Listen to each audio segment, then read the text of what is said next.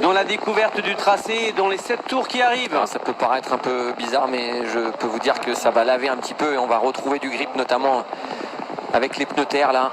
Allez, oh, Mélanie Seigneur. Malheureusement, Mélanie Seigneur sur le pavillon.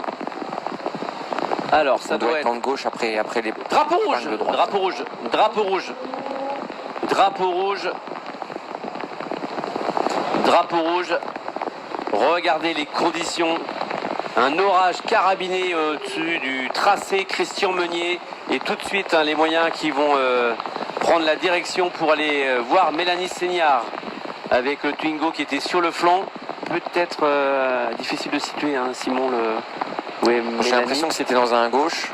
Donc si c'est dans un gauche, c'est celui, le long gauche, là au milieu du circuit. Ouais. Mais bon, je suis pas certain. Non. Bon, on va laisser tout le monde intervenir. Voilà, on se retrouve dans quelques instants.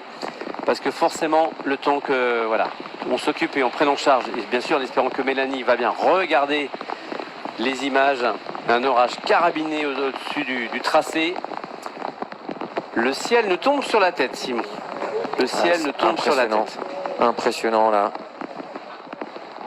Et bien, ce qu'on va faire, donc, le temps que tout le monde s'occupe d'intervenir et autres, on va faire une petite pause avec une interview, notamment via le confessionnal, puisqu'on a rencontré l'équipe Eleven Motorsports.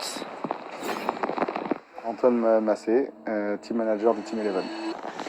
Nous sommes en Touraine, à quelques kilomètres de Tours. La mousson, on se croirait en Indonésie. Bon, la bonne nouvelle, elle est, on l'a l'image, c'est bien Mélanie Seigneur qui est sortie de l'habitacle de la Twingo avec le drapeau rouge qui avait été présenté avec quelques rififi. Et puis on relancera un nouveau départ avec la direction de course et le directeur de course adjoint est parti faire un tour du circuit.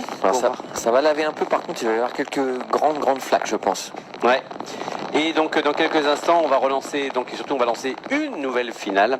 On va passer à la finale du championnat de France FFSA Junior, je pense, puisque les Clio 5RX avaient été positionnés donc au loin.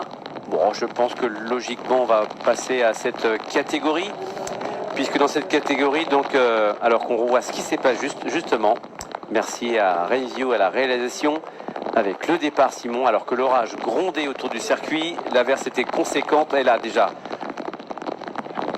disons, on voit les gerbes d'eau et les projections, merci beaucoup, et là, alors là il y avait eu un premier accrochage, elle était repartie, Mélanie Seigneur. Ouais.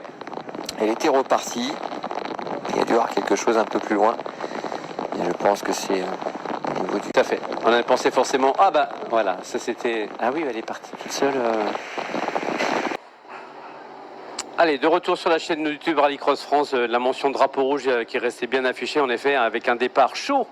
Dans la série précédente, ça y est, tout le dépannage se termine, avec notamment la dernière voiture qui est prise en charge.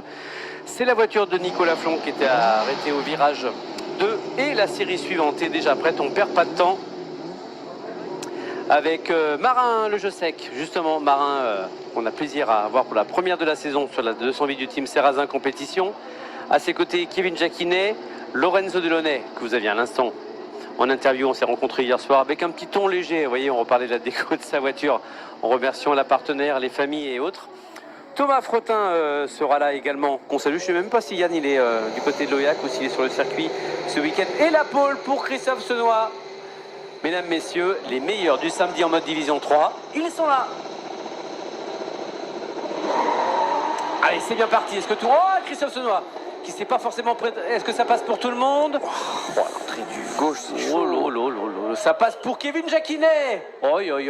Kevin qui n'a pas lâché l'affaire à la corde avec la Clio, qui emmène Thomas Fretin. La troisième place pour Lorenzo Delaunay et Marin le jeu sec dans le Joker. Impressionnant ce départ avec le gauche quand même. Les vitesses atteintes sont phénoménales. Ah, c'est clair. Notamment avec ses divisions 3 et Kevin Jacquinet qui a pris le meilleur sur Thomas Fretin, Lorenzo Delaunay, Christophe Senoy. Il commence à avoir beaucoup de poussière là.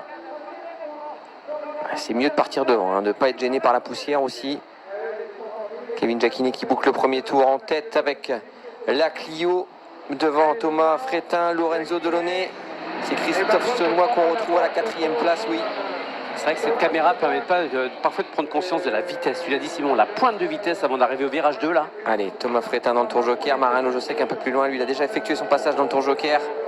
Frétin qui ressort juste devant le Josec. Allez, le pilote Joy, Thomas, le pilote du Team Vision Promo Sport, avec Marin Le Josec qui est juste derrière. On trouve la tête de course avec Kevin Jacquinet sur la dynamique pour Kevin de son podium à Châteauroux. Il y a tout juste 2 semaines. 42,6. On est parti un petit peu moins vite que